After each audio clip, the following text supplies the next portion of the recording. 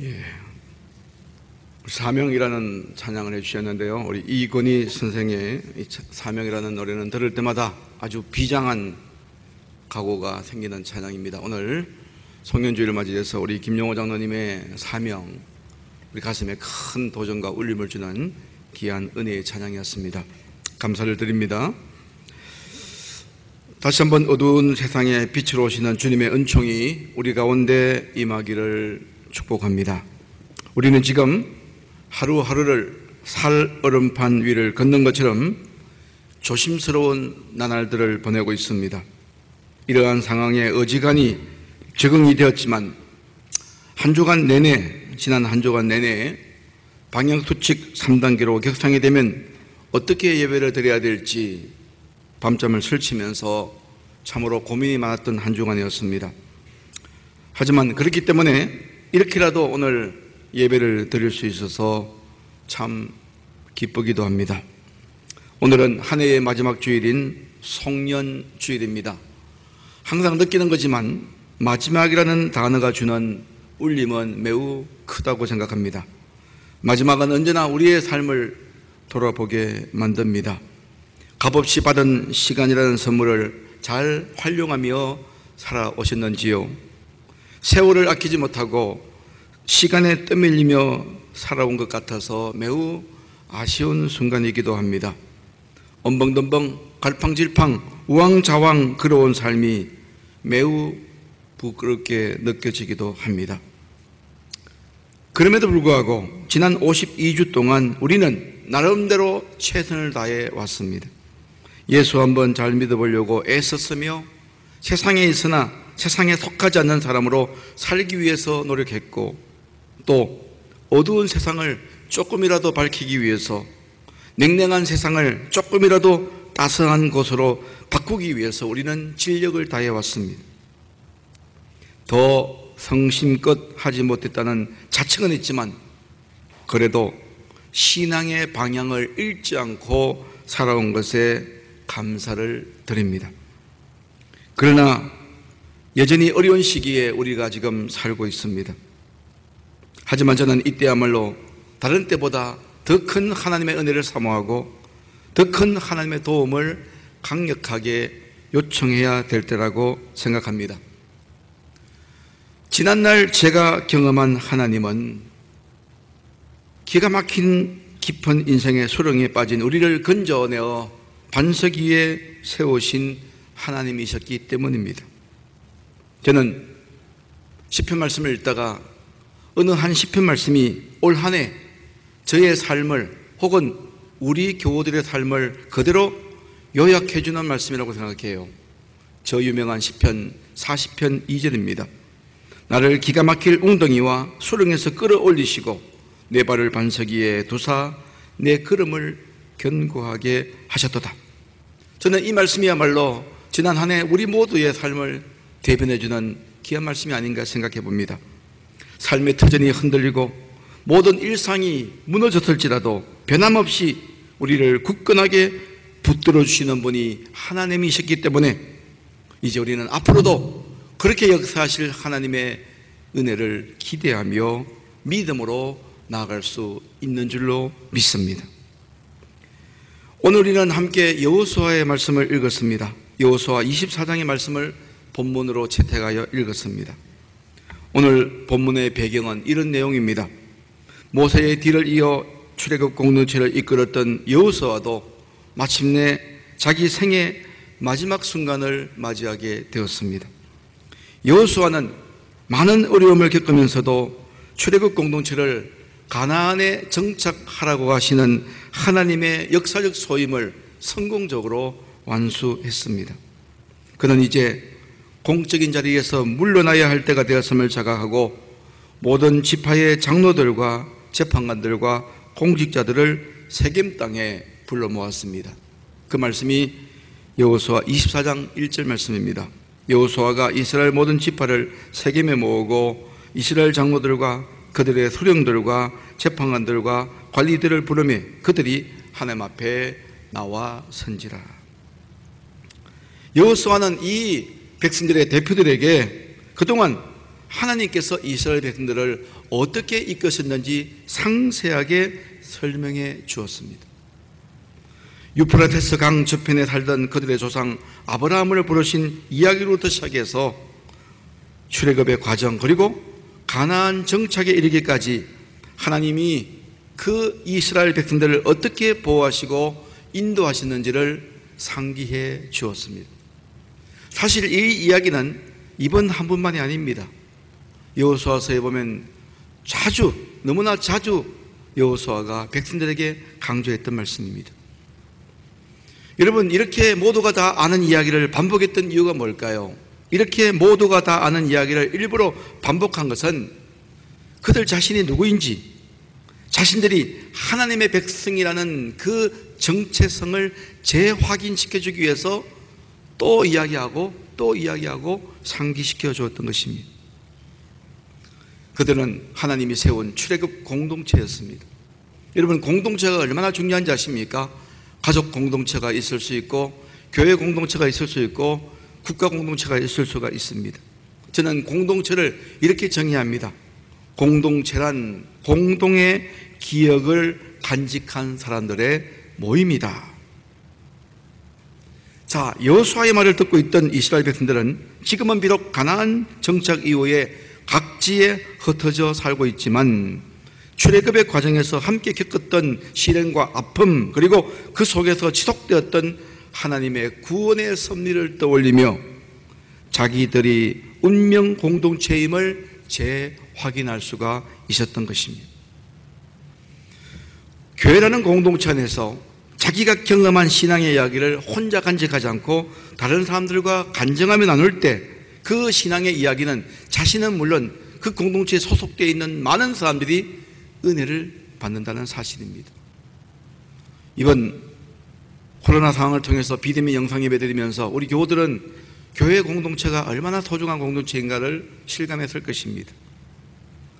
은혜를 공유하고 함께 삶의 모습을 공감하는 교회 공동체야말로 그저 눈에 보이는 외형적인 것만 책임지는 것이 아니라 우리의 영혼까지, 우리의 미래까지 책임지는 교회 공동체야말로 우리 모두의 아주 유익한 소중한 공간인 줄로 믿습니다.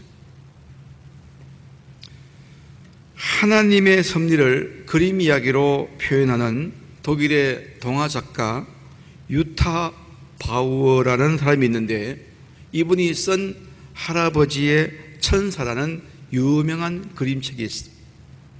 우리나라에도 나와서 많은 분들이 이 책을 읽었습니다. 지난 2002년 독일에서 가장 아름다운 책으로 선정된 바 있는 이 책은 병상에 누워있는 할아버지가 계시는데 할아버지에게 찾아온 위문 온 손자와 나눈 이야기를 이 책의 내용으로 담고 있습니다. 사실 이 책을 읽어보면 할아버지의 인생은 어찌 보면 그렇게 특별할 것도 없는 보통 인생, 평범한 인생이었습니다. 아침마다 언덕을 넘고 시내를 건너 학교를 갔던 유년 시절, 교통사고로 죽을 뻔했던 기억, 세상에 무서운 게 하나도 없었던 청년 시절, 자주 마주쳐야 했던 위험한 순간들, 전쟁과 배고픔, 고된 노동, 실직, 사랑하는 사람을 만나 결혼한 이야기, 그리고 지금 이야기를 들려주고 있는 손자가 어떻게 태어났는지 등 이런 평범한 생을 회고한 후에 할아버지는 마지막에 이렇게 말합니다. 난 정말 운이 좋은 사람이었단다. 어찌 보면 참 평범한 이야기예요. 참 평범한 이야기인데, 그러나 여러분, 유타 바우가 그린 그 그림의 사파를 보면요, 사파가 많이 나오는데 대표적인 사파가 이제 지금 화면에 나옵니다. 이야기 속에 담겨져 있지 않는 숨은 이야기를 드러내고 있습니다. 할아버지가 걸어온 삶의 모든 순간 눈에 보이지 않는 하나님이 보내신 천사가 그를 든든히 지키고 있었던 것입니다. 지극히 평범한 인생을 살아왔던 할아버지지만 그의 삶을 회고하는 순간 그 유타 바우라는 이 동화 작가는 어떻게 그림을 했다고요? 그 노인의 그 할아버지의 인생은 평범한 인생이었지만 그렇게까지 살 수 있었던 것은 하나님께서 그에게 천사를 보내주셔서 그를 도우셨다는 것입니다. 저는 이 그림을 보면서 우리도 마찬가지였다고 생각합니다. 금년 한 해 정말 어려웠던 우리의 삶의 순간에도 하나님의 큰 손이 우리를 지켜주셨습니다. 그래서 우리가 지금 이만큼 살고 있는 것 아니겠습니까? 저는 저 유타 바오의 그림이 올 한 해 우리들의 모습이라고 생각합니다. 그런데 우리는 때때로 하나님의 은혜를 즉각적으로 느끼지 못할 때가 많습니다. 항상 시간이 흐르고 난 뒤에야 비로소 뒤늦게 그것이 우리를 지키시고 이끄셨던 하나님의 은혜였구나라는 것을 알게 됩니다.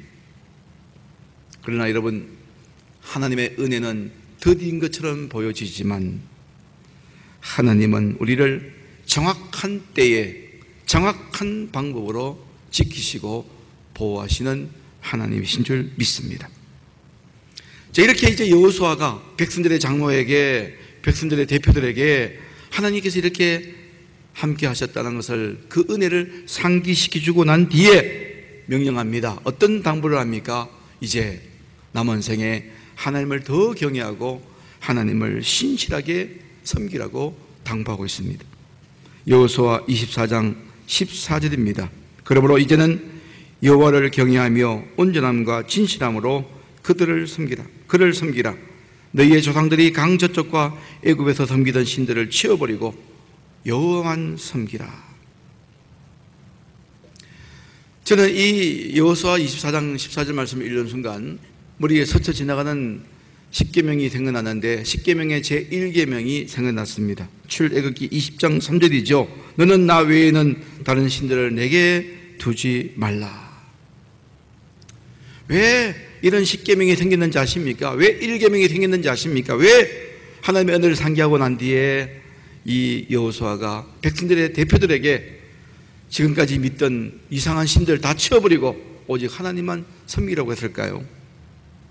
고대 사회는 다신의 사회였기 때문입니다. 고대인들은 다신을 섬겼습니다. 삶이 불안하고 안정되지 못한 까닭에, 그래서 그들은 자신의 욕망을 충족하기 위해서 신이 필요했던 것입니다. 자신의 삶의 불안함을 해소하기 위해서 인위적으로 만든 대상이 신들이었습니다. 신이 스스로 존재하는 것이 아니라 사람의 욕망에 의해서 만들어졌다는 것입니다. 그런데 신화에 보면 그 신들은 각각 존재하는 영역도 있었고 나름대로 신의 주특기가 있었어요. 어떤 신은 바다의 신, 어떤 신은 땅의 신, 어떤 신은 풍요의 신, 어떤 신은 다산의 신들이 있었습니다. 그런데 그 신들의 한결같은 특징을 보면 신들은 자기 신자들에게 도덕적이거나 성결한 삶을 요구하지 않습니다. 신화 속에 등장하는 신들 대부분 성적으로 문란하고 비윤리적인 경우가 많았기 때문입니다. 그리고 그 당시에 등장했던 신들은 기존 질서나 권력자들의 권력을 보존하고 지지하는 데 자주 동원이 되곤 했습니다. 권력자들의 욕망을 충족시키기 위해서 신이 동원되다 보니까 약자들이나 서민들에게 신적 권위를 이용해서 더 심각한 착취와 억압을 일삼았던 것입니다. 그런데 오늘 여호수아가 오직 섬기라고 한 하나님은 어떤 분이십니까? 여호와 하나님은 역사의 중심에서 밀려난 사람들, 억압과 착취를 운명처럼 받아들이며 살던 사람들의 살 권리에 각별한 관심을 갖고 계셨고, 또 모든 사람들이 영원한 생명을 얻고 구원받기를 원하셨던 분이 바로 여호와 하나님이셨습니다. 하나님이 이스라엘 백성들을 출애굽 공동체로 세우신 이유는, 이 출애굽 공동체는 역사 속에 심어진 하나님의 통치의 모델을 보여주시기 위함이었습니다. 바로 우리가 하나님을 경외한다는 것은 바로 이런 믿음의 기준을 잃지 않게 하기 위한 것이지요. 그러나 여러분, 사람은요, 생각대로 사는 것이 아니라, 생각하는 대로 사는 것이 아니라 대부분의 사람들이 사는 대로 생각하지 않습니까? 어느 신학자는 이런 말을 했습니다. 사람은 삶을 위한 도구를 바꾸는 순간 신까지도 바꾼다. 정말 정확한 말인 것 같습니다. 삶이 편안해지고 가진 것이 많아지면 삶과 역사를 바라보는 관점도 바뀌기 마련이고, 그것은 결국 다른 신들을 섬기는 일로 귀착되게 된다는 것입니다. 여호수아가 우려했던 것이 바로 이런 부분이에요. 그렇기 때문에 과거와는 달리 풍요로웠던 가나안 생활에 이제 정착 생활을 하게 될 이스라엘 백성들에게 오직 하나님만을 경외하고 그분만을 성실하게 섬길 것을 거듭 당부할 수밖에 없었던 것입니다. 자, 여러분 솔직하게 한번 이야기해 보세요. 우리가 하나님을 믿고 하나님 뜻대로 사는 것은 좀 어려울 수가 있어요. 예수 믿고 우리의 삶이 어려워진 것은 사실입니다. 어떤 장로님이 그런 말씀하셨어요. 장로 되고 나니까 신앙생활이 더 어려워졌다는 것입니다. 왜? 다 드러내놓고 신앙생활을 해야 되기 때문에 세상에 살면서 편하게 넘어갈 수 있는 것도 못 넘어가는 일들이 많기 때문입니다. 솔직하게 얘기한다면 신앙생활 하면서 불편해진 것들 많지요. 자기 좋을 대로 살았던 인생이 이제는 자기를 부인하고 자기 십자가를 지고 때로는 남 좋을 대로 살아야 되기 때문에 결코 신앙생활이 쉽지만은 않습니다. 대부분 잘못된 변질된 번영의 복음에 귀를 기울이고 그냥 싸우려 축복에 귀를 기울이고 여기에만 우리가 쏠깃하지 자기를 내려놓고 자기를 부인하고 좀 불편한 믿음의 길, 좁은 길로 간다는 것 결코 우리가 바라지 않는 일인지도 모릅니다. 저는 성경 말씀 읽을 때마다 언제든지 하나님의 말씀은 달고 오묘한 말씀도 있지만 대부분의 말씀이 참 부담스러운 말씀이에요. 설교하는 저도 이렇게 살지 못하면서 이렇게 설교할 때 얼마나 부담이 되겠습니까? 그러나 여러분들에게 분명히 말씀드리고 싶은 것은 우리가 정말 믿는 사람들이라면 그 불편한 말씀을 마음으로 받아들이고 삶으로 번역해낼 수가 있어야 되는 줄로 믿습니다. 자기들의 권력 욕망을 충족하기 위해서 하나님을 동원하고 이용하려는 사람들이 의외로 많습니다. 그들은 특별한 계시를 받았다고 말하면서 사람들을 오늘도 미혹하고 있습니다. 여러분, 기독교를 싸구려로 변질시키는 거짓 선지자들을 우리는 오늘도 경계해야 될 줄로 믿습니다. 인생이란 선택의 연속입니다. 갈림길 앞에 설 때마다 우리는 망설입니다. 어느 것이 더 좋은 길인지 더 나은 길인지 가늠하기가 어렵기 때문입니다. 선택한다는 것은 다른 가능성들을 포기하는 것입니다. 그래서 언제든지 선택은 우리에게 아쉬움을 남깁니다. 살다 보면 잘못된 선택을 할 때도 많습니다. 그렇다고 해서 너무 자책하지 마시기 바랍니다. 붓글씨를 쓰는 사람들은 한 글자의 획이 잘못되면 다른 글자를 통해서 균형을 잡는다고 그럽니다. 한 행이 잘못되면 다른 행으로 커버하기도 합니다. 사는 것도 마찬가지라고 생각해요. 우리는 비록 실수할 수 있고 잘못된 선택할 수 있지만 중요한 것은요, 방향의 문제입니다. 인생에서 가장 중요한 것은 방향이에요. 지향점입니다. 무엇을 바라보느냐가 중요합니다. 작고 사소한 잘못을 저질러도 괜찮지만 삶의 방향이 잘못되면 큰 낭패에 빠질 수 있기 때문입니다. 우리 그리스도인들에게는 분명한 목표가 있고 방향이 있고 표대가 있습니다. 에베소서 4장 13절입니다. 우리가 다 하나님의 아들을 믿는 것과 아는 일에 하나가 되어 온전한 사람을 이루어 그리스도의 장성한 분량이 충만한 데까지 이르리니 우리는 그리스도의 장성한 분량에 이르기까지 성장해야 됩니다. 목표가 흔들리면 안 됩니다. 마음을 한 곳에 모으고 다른 데 한눈 팔아서도 결코 안 될 것입니다. 그런 의미에서 신앙은요, 한마디로 결단입니다. 하나님을 우리 삶의 주인으로 모셨다면 다른 것들에 마음을 주어서는 안 될 것입니다. 여호수아는 백성들의 대표들에게 결단을 촉구하면서 말합니다. 여호수아 24장 15절 말씀입니다.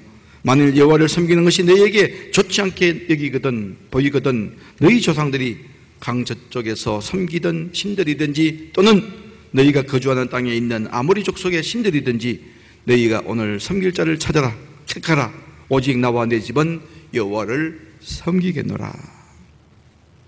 여호수아는 어떠한 경우에도 하나님의 길에서 벗어나지 않겠다는 비장한 결의를 보이고 있습니다.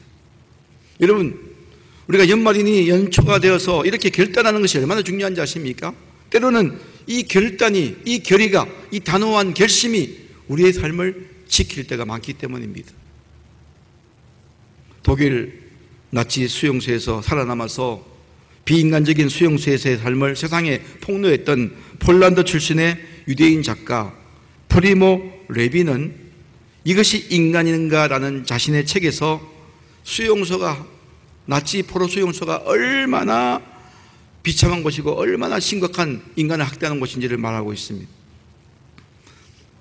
아우슈비츠 같은 수용소는 인간을 동물로 격화시키는 아주 거대한 장치라고 이야기했습니다. 나치 포로 수용소는 인간을 동물로 격화시키는 거대한 장치라고 말했습니다.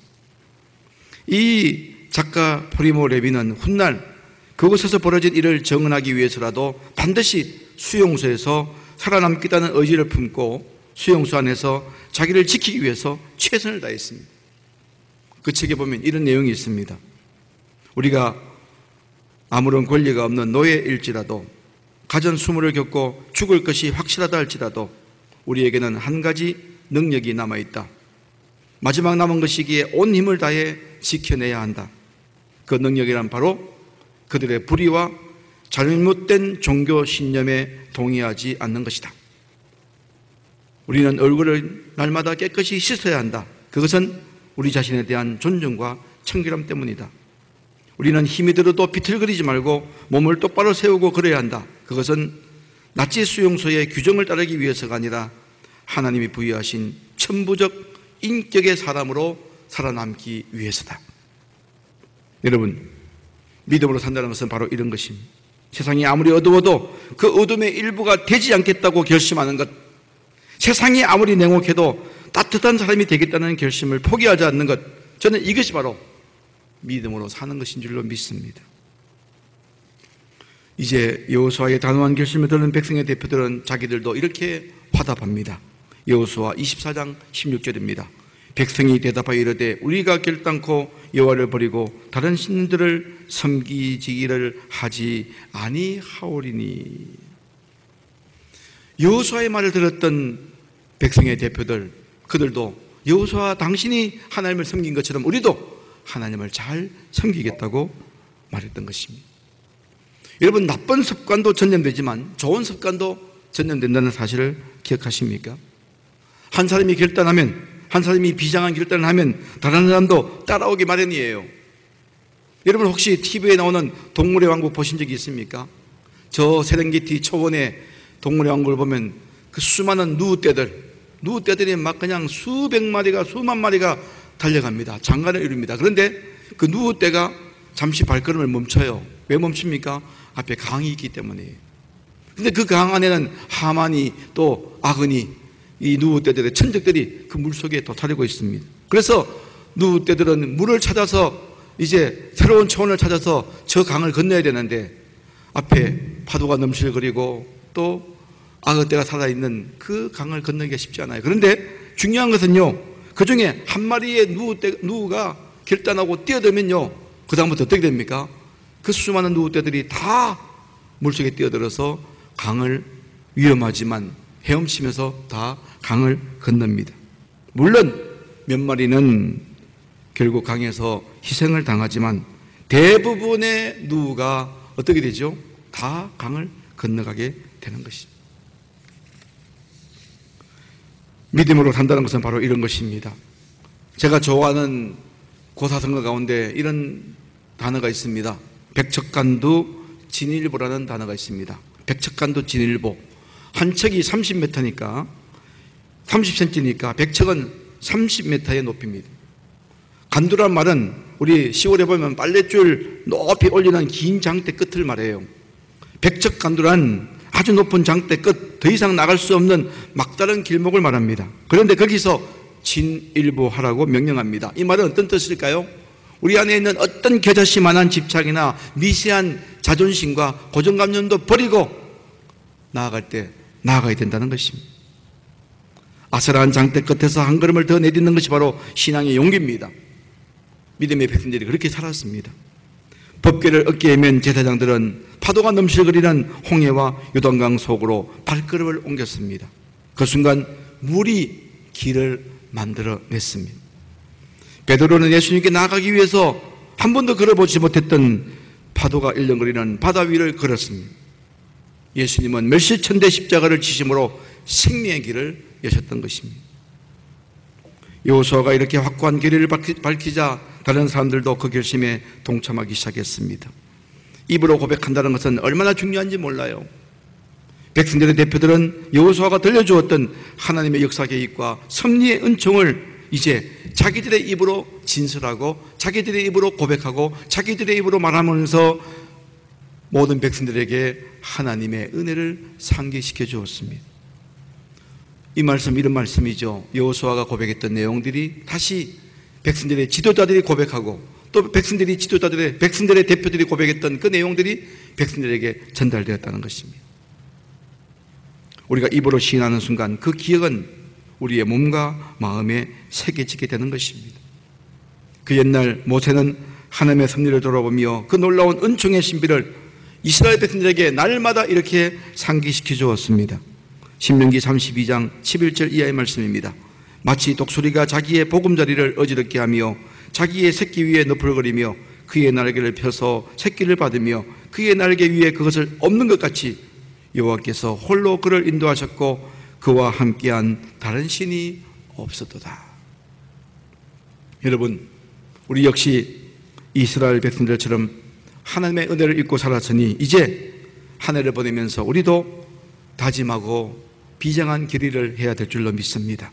오직 하나님만을 나의 주인으로 모시고 살겠다는 입술로 고백하는 굳은 결단이 있게 되길 바랍니다.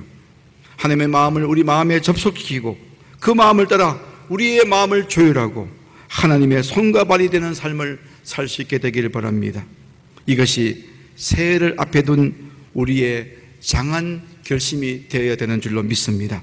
새해는 하나님의 도우심으로 말미암아 우리의 삶이 더 유쾌하고 더 건강하고 더 은혜로운 삶이 펼쳐질 수 있게 되기를 주님의 이름으로 축복합니다.